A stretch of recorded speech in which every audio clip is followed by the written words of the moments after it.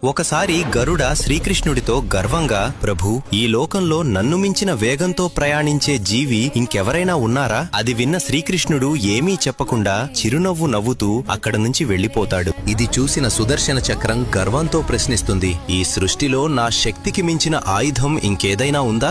దానికి శ్రీకృష్ణుడు అదే మౌనం, అదే చిరునవ్వు, అక్కడ్నుంచి వెళ్లిపోతాడు. ఇదంతా విన్న సత్యభామ, త్రేతాయుగంలో మీ భార్య సీత కన్నా నేను అందంగా ఉన్నాను కదా, ఈ యుగంలో నా అందానికి సాటి ఎవరున్నారు అని గర్వంగా అంటుంది. అప్పుడు శ్రీకృష్ణుడు మనసులో అనుకుంటాడు, వీళ్ల అహంకారానికి తగిన గుణపాఠం చెప్పాలని. గరుడుని పిలిచి, హిమాలయ గుహల్లో ఒక మహావానరం తపస్సు చేస్తూ ఉంటుంది, అక్కడికి వెళ్లి నీకోసం ద్వారకలో సీతారాములు ఎదురు చూస్తున్నారు అని చెప్పిరా అని పంపిస్తాడు. తర్వాత సుదర్శన చక్రాన్ని పిలిచి, ద్వారం వద్ద కాపలాగా ఉండు, ఎంత గొప్పవారు వచ్చినా లోపలికి అడుగు పెట్టనివ్వకు అని చెప్తాడు. సత్యభామతో, నీవు వెళ్లి మహారాణిలా తయారవ్వు అని చెప్తాడు.